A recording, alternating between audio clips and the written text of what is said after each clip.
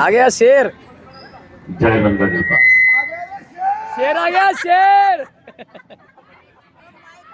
जय रंगा देवता।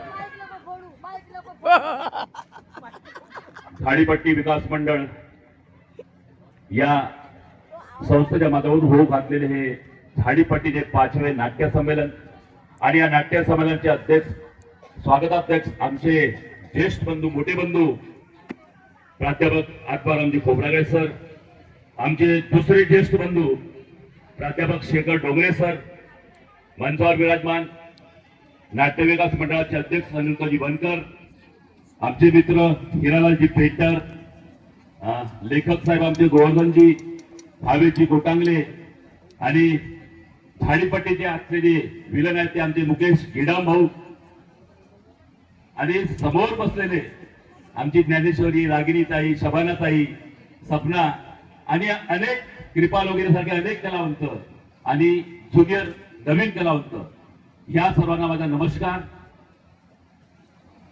झाडीपट्टीच्या विषयावरती अनेक विषय या आधीच्या लोकांनी मांडलेला आहे. मुकेश गडाम यांनी बऱ्याच विषयावरती हात घातलेला आहे. ज्या विषयात मी हात घालणार होतो त्या विषयात त्यांनी हात घातलेला आहे. अरे एक चुकलो ना मी, एक चुकलो. पंचावरला एक माणूस सुटला, संजय ठवरे. संजय ठवरे म्हणजे कोण?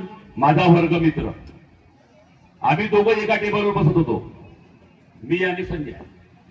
आता विचार हा आला की मी साला कलाकार झालो, हा लेखक कसा झाला. आता मला समज या लेखक कसा झाला. मी बोरगावला शिकत होतो, माझे वडील तिथं तहसीलदार होते. त्यावेळेस मी तिथे शिकत असताना हा माझा वर्ग मित्र होता. आणि यांची जी पत्नी आहे धर्मपत्नी, ती सुद्धा आमची वर्गमित्र होती.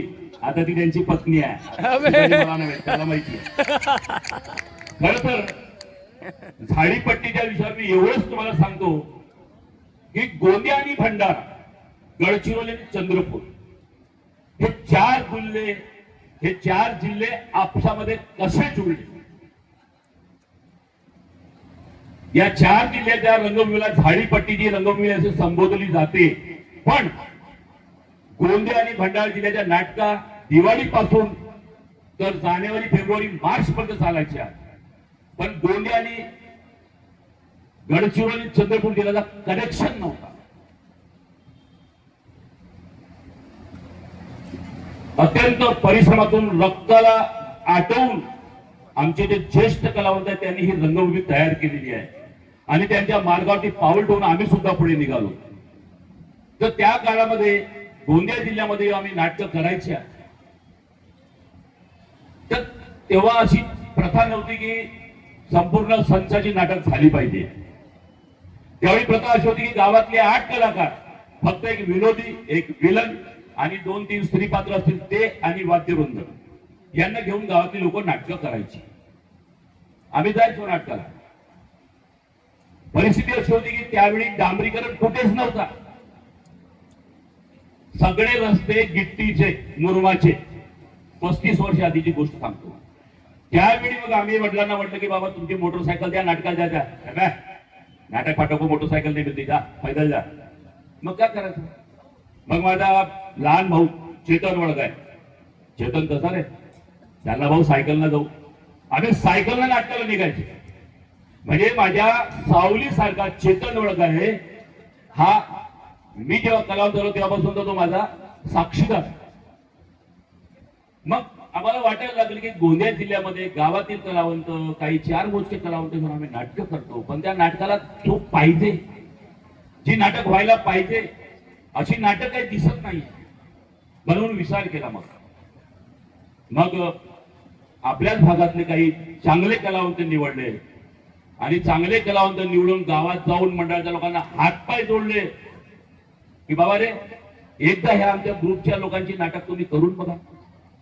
नाही, आमचे कलावंत आहेत, तुम्हाला आम्ही कसं काय चान्स देऊ, तुम्ही करून तर बघा. कमी कमी चांगला नाटक प्रेक्षकांपर्यंत कसा पोहोचवता येईल ही आमची जिद्द होती. मग बऱ्याच ठिकाणी आम्ही नाटकं सादर केले. बुकिंग भरपूर व्हायची, पण मंडळाचे लोक आम्हाला पैसे द्यायचेच नाही. कारण आम्ही मंडळाच्या लोकांना पुढे करायचं, त्यांना पुढे ठेवून आम्ही नाटकं करायची. मग हळूहळू लोकांमध्ये परिवर्तन झालं की खऱ्या अर्थानं चांगले कलावंत घेऊन जर आपण नाटकं केली तर चांगले विषय, चांगला समाज आपल्याला या नाटकाच्या माध्यमातून घडवता येईल. म्हणून झाडीपट्टीच्या आमच्या गोंदिया भंडारा जिल्ह्यामध्ये ग्रुपच्या नाटकाची सुरुवात झाली.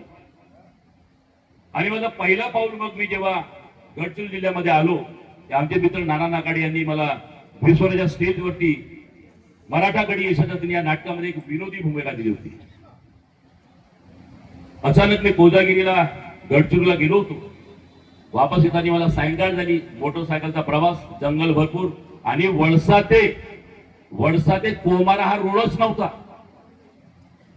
म्हणजे वळशाहून कोमाराला जायचं असेल तर तुम्हाला लाखांदूरून आधी जावं लागत होतं. लाखांदूरून मग मोरगाव आणि मग कोमारा. तर त्या नाटकामध्ये मराठागडी यशस्वीमध्ये मी एक सुबान्या म्हणून असा काहीतरी विरोधी पात्र होता, तो करायचा होता मला. मग मी वर्षाला येऊन थांबलो. मी नानाकाळीला फोन लावला, यार सायंकाळ झाली, मला गावी जायचं आहे. पण आता तो म्हणाला की नाही, कोजागिरीचा दिवस आहे, तू ये आपल्या नाटकाच्या तालीममध्ये जाऊ. आणि तालमीमध्ये मग मी गेलो. आणि तालीम सुरू असताना मला थोडासा तो अफजल खानाचा रोल खटकायला लागला. तेव्हा त्याला मी म्हटलं की बघा, हा रोल मी 1 मिनिट करून दाखवू का? त्याने म्हटलं ते ठीक आहे, करून दाखवा. आणि जेव्हा मी तो रोल करून दाखवला तेव्हा त्या मंडळाच्या लोकांनी ठरवलं की आता विलन अफजल खानचा रोल शेखर पटलेच करेल आणि विनोदी भूमिका आम्ही गावच्या कलाकाराला देऊ. तिथून माझा गडचिरोली जिल्ह्यामध्ये प्रवास सुरू झाला. आणि गडचिरोली जिल्ह्यामध्ये आल्याच्या नंतर मग हिरालाल पेंटर, प्राध्यापक शेखर डोंगरे, आत्माराम सर अशा मोठ्या कलाकारांशी आमची ओळख झाली. मग वाटलं की हे मोठे कलाकार आमच्या भागात आले पाहिजे. कारण गडचिरोली आणि चंद्रपूर जिल्ह्यामध्ये नाटकं 14 जानेवारी नंतर सुरू व्हायच्या. 14 जानेवारीच्या नंतर तिकडचा सीझन सुरू व्हायचा. पण आमच्या इकडे दिवाळीपासूनच सुरू होते. मग आम्ही सरांना आपल्या भागामध्ये घेऊन गेलो. डोंगरे सर आले, आत्माराम सर आले, हिरालाल पेंटर आला, मदस कांबडी आला, अनिल नागतोडे आला. अशा प्रकारे ही झाडीपट्टीची गोंदिया आणि भंडारा आणि गडचिरोलीची रंगभूमी एकत्र आली. आणि ती रंगभूमी एकत्र आणण्यासाठी आम्ही अहोरात्र परिश्रम केला. आणि गोंदिया, भंडारा, गडचिरोली, चंद्रपूर जिल्ह्याच्या रंगभूमीला एकत्र आणण्याचं आम्ही काम केलं. अत्यंत वाईट असते, झाडीपट्टीचा कलावंत हा अभिमन्यू आहे. कारण झाडीपट्टीच्या कलाकाराला कुठलीही अभिनय शाळा मिळाली नाही, कुठलीही संगीत शाळा मिळाली नाही. तरी सुद्धा स्वतःच्या डोळ्याने पाहून त्याला कला हस्तगत केली. आणि या झाडीपट्टीचा कलावंत एवढा पॉवरफुल आहे की मुंबई पुण्याच्या सिनेसृष्टीमध्ये काम करणाऱ्या कलाकाराच्या खांद्याला खांदा लावून काम करण्याची ताकद हा झाडीपट्टीचा कलावंत ठेवतो. आज जे आमच्या जुन्या पूर्वज लोकांनी, आम्ही लोकांनी जो परिश्रम केला त्याचा हा नवीन चित्र तुम्हाला पाहायला मिळतोय की आज झाडीपट्टीचे रंगभूमी मोठ्या जोमाने आज 4 जिल्ह्यामध्ये उभी आहे. 4 जिल्ह्यात नव्हे तर नागपूर जिल्ह्यात सुद्धा प्रवेश झाला, यवतमाळ जिल्ह्यात सुद्धा प्रवेश झाला. तर अशी ही आमची रंगभूमी. फक्त मला खंत या गोष्टीची वाटते की जेव्हा आम्ही नाटक करायच्या आमच्यामध्ये एखाद्या वेळा आमचं जर काही चुकलं, एखादा डायलॉग जरी सुटला तरी रागिनी बाई मेकरून ओरडायची, अरे तुझा डायलॉग सुटला ना. म्हणजे अशी जिद्द त्यावेळेच्या कलाकारांना होती. मी काल नाटक पाहिलं, काही कलाकार एकदम शून्य वाटते.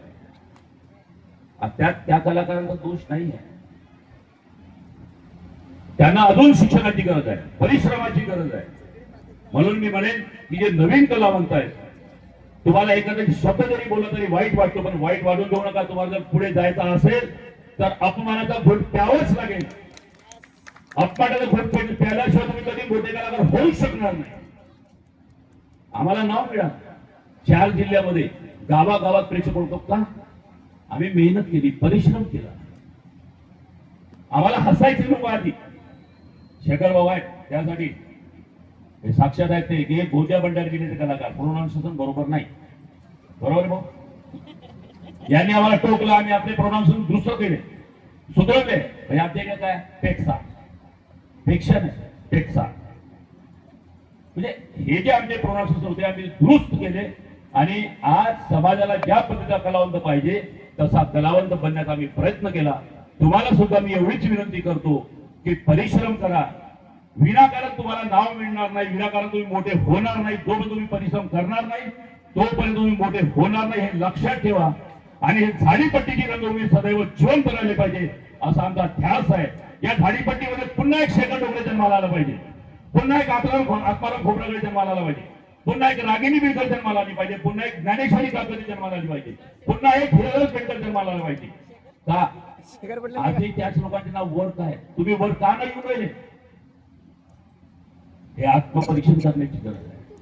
आत्मपरीक्षण करा.